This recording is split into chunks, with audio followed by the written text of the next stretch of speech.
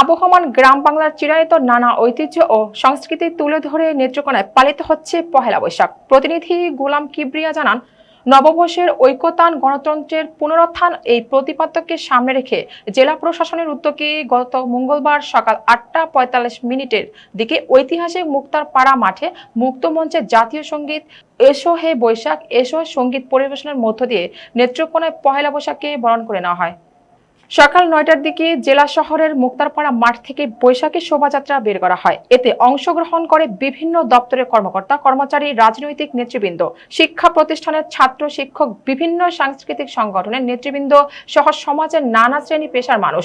শোভাযাত্রায় অংশগ্রহণকারীরা নানা ধরনের ব্যানার, ফেস্টুন বহন করে বৈশাখী শোভাযাত্রাকে বর্ণিল করে তোলে। অনুষ্ঠানে উদ্বোধন করেন নেত্রকোনা 2 আসনের সংসদ সদস্য, জেলা বিএনপির সভাপতি, বিশিষ্ট অর্থোপেডিক্স চিকিৎসক অধ্যাপক ডাক্তার মোহাম্মদ আনারুল হক। জেলা প্রশাসক খন্দকার মুশফিকুর রহমান এর সভাপতিত্বে আলোচনা সভায় প্রধান অতিথি হিসেবে বক্তব্য রাখেন নেত্রকোনায় 2 আসনের সংসদ সদস্য, জেলা বিএনপির সভাপতি, বিশিষ্ট অর্থোপেডিক্স চিকিৎসক অধ্যাপক ডাক্তার মোহাম্মদ আনোয়ারুল হক।